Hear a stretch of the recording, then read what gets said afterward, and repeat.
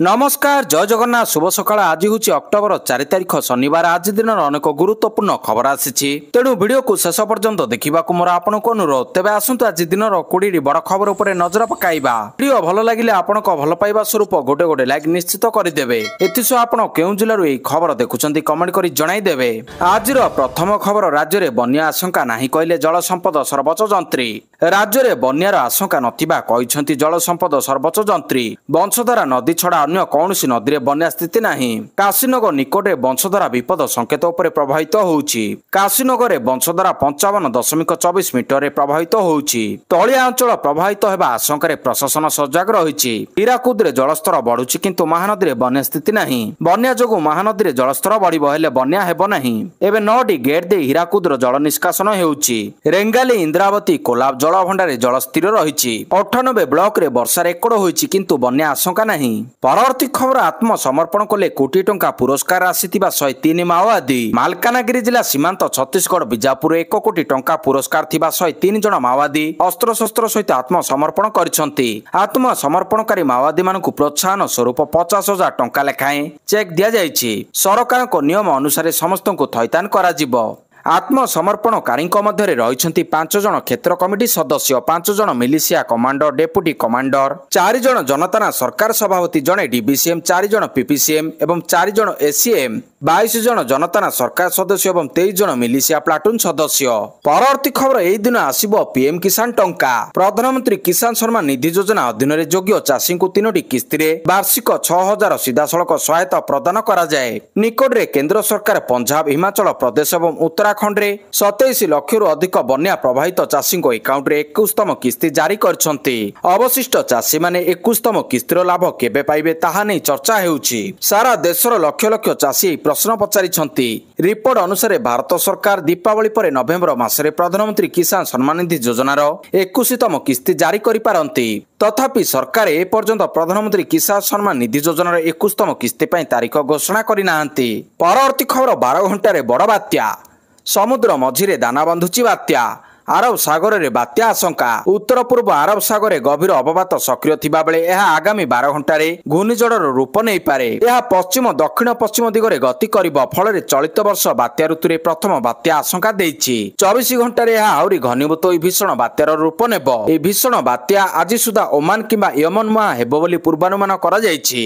परवर्ती खबर दिल्ली गस्तरे मोहन और मनमोहन। दिल्ली गस्तरे जाउछंती मुख्यमंत्री मोहन चरण माझी। दिल्ली रे अनेक गुरुत्वपूर्ण कार्यक्रम रे मुख्यमंत्री शामिल हेबे। एबडे दिने किंबा 2 दिन भितरे पुणी दिल्ली गस्तरे जिबे बीजेपी राज्य सभापति मनमोहन सामल। दिने किंबा 2 दिन भितरे दिल्ली जाई पारंती बीजेपी राज्य सभापति।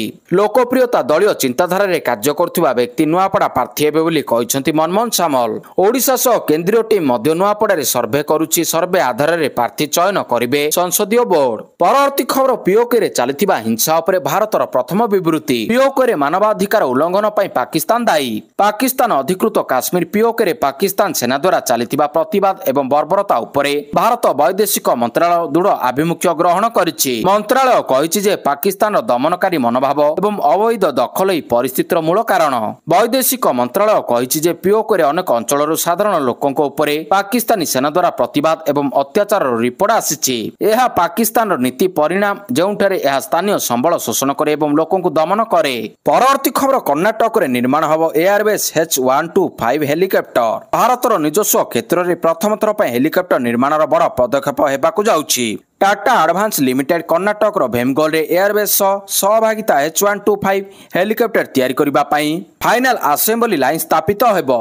এই परियोजना केवल भारत सिविल एविएशन इंडस्ट्री नुआ रास्ता देखाइबो।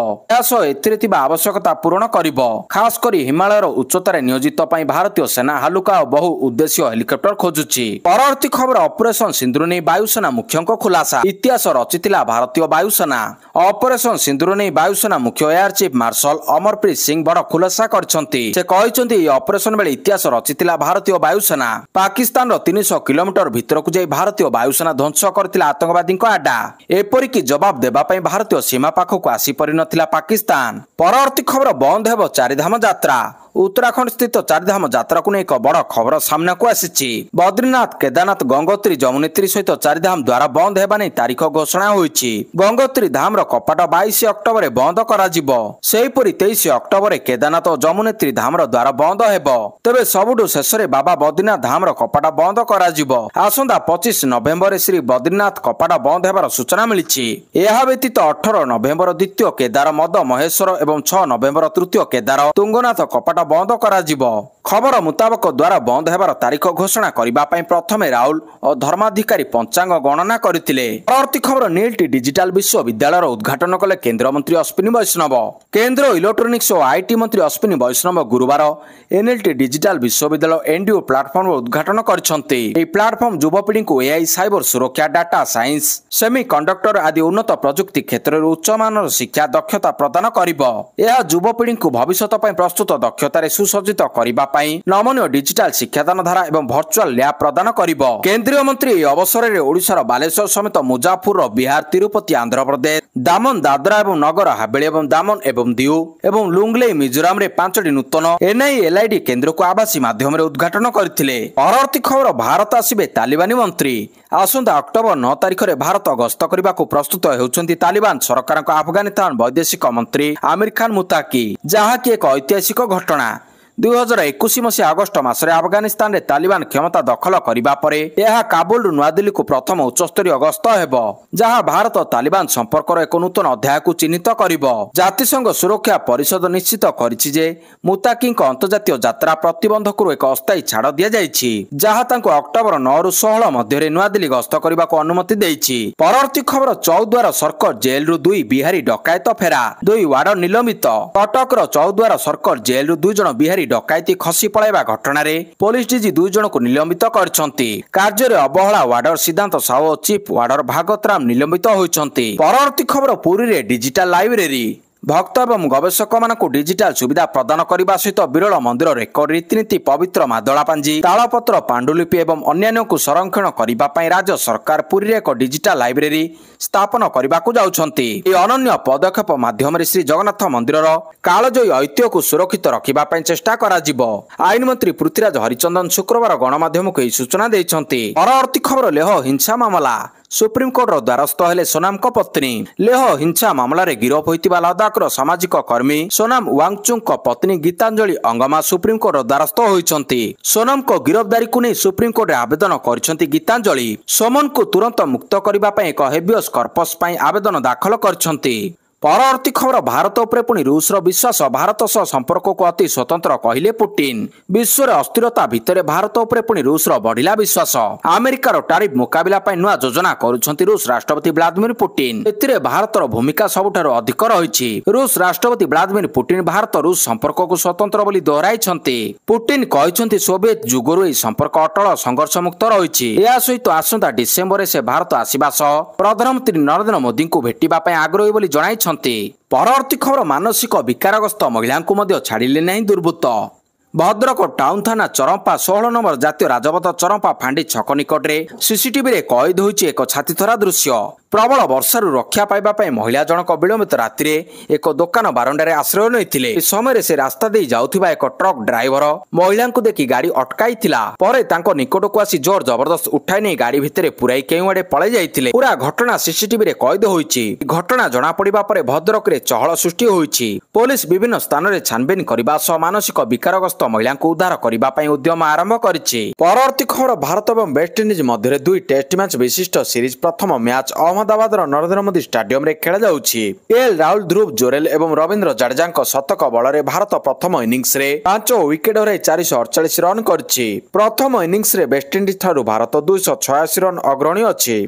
द्वितीय दिन खेल शेष में रविंद्र जडेजा 104 एवं वाशिंगटन सुंदर 9 अपराजित अछंती। घरोई दल 2 विकेट हराई 121 रन दिन खेल आरंभ करथिला। प्रथम सेशन रे दल 97 रन जोड़िथिला। राहुल 197 बॉल रु 100 रन करी 9 वर्ष पर घरोई माटी द्वितीय टेस्ट शतक मारिथिले। राहुल 100, गिल 50 रन करी आउट होइथिले। ध्रुव जोरेल एवं रविंद्र जडेजा पंचम विकेट पाई 206 रन पार्टनरशिप करथिले।